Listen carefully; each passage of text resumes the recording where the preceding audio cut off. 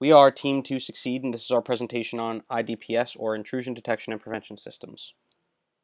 Intrusion detection and prevention systems are sets of tools that monitor and analyze packet payloads on a network to help discover and stop attacks.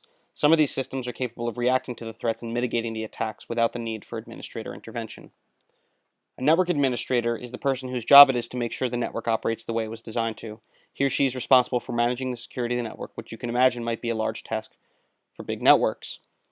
Oftentimes, in the early days, they had to pore through log files and config files, and by the time the attack was found, it was often too late. This led to them creating automated scripts which were able to do the job for themselves, which eventually turned into the modern IDPS. So why did we choose it? With today's companies making quick transitions into the digital age, we've seen hordes of data centers and servers arrive to manage and protect all this information. The evolving internet has brought billions of more devices online, begging the need for better solutions. In fact, IDPS is used on all scales, from small at-home solutions to large federal government network solutions as well.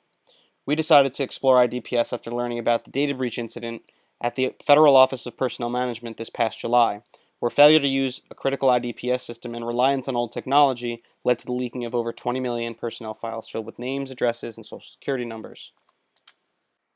So how does this all work? Oftentimes the line between intrusion detection and intrusion prevention is a little blurry. They're similar types of systems, but they are quite different overall. Intrusion detection is typically passive, which watches the traffic but never steps in the case of an attack being sensed. It only alerts the network administrator. A prevention system is typically inline and watches the traffic before it gets to the host machine. This way, if a problem is detected, it can close the connection and prevent the attack from being able to be successfully carried out. This is typically different from a firewall, which is only available to collect basic header information like where the packet is going or where it's coming from, and can easily be tricked by submitting a clean header with a malicious payload. IDPSs are required to check packet payloads, which contain the data with the threats inside. Intrusion detection and prevention systems can provide incredible security insights because they're adaptable to many different network configurations. We categorize these systems on two main criteria, the first being location, where it's installed on the system.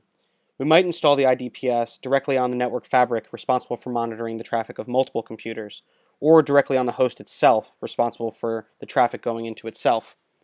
We also might monitor the traffic of wireless packets in the area. This is accomplished by using a wireless IDPS.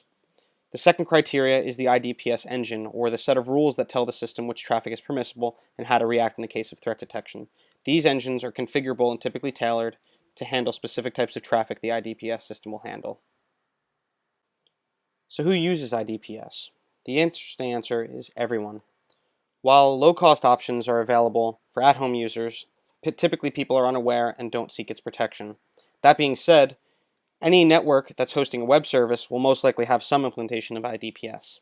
Also, we know that the Department of Homeland Security has its own IDPS system called Einstein, which is an automated process for collecting and analyzing information across the federal civilian network. We also know Einstein has its own engine rules, which are unavailable to the public. So why do we need IDPS? Basic answer is data protection and privacy. Since the digital age has taken over, our lives have been encoded into digital clouds and stored on hard drives. Protecting this data has become the #1 priority in ensuring privacy and security. We know that more users and more data means more security is needed. IDPS systems are just another tool that, when used properly, will ensure that attacks are mitigated quickly. In fact, a network with a firewall and no IDPS system is just as similar as a high-security prison with no guards on patrol. Okay, so where will IDPS land us in the future? Well, according to Pawar, it is the increased level of automation and attack tools driving the expertise required to breach security to nothing. This proportionality raises the complexity of the security improvements, which is tough on security professionals. This all being said, these systems still have a hard time detecting other non-instant or zero-day attacks, like the stucknet attack. Nonetheless, we look to IDPS as an ever-evolving technology to continue to protect against the newest and modern threats available. Thank you very much.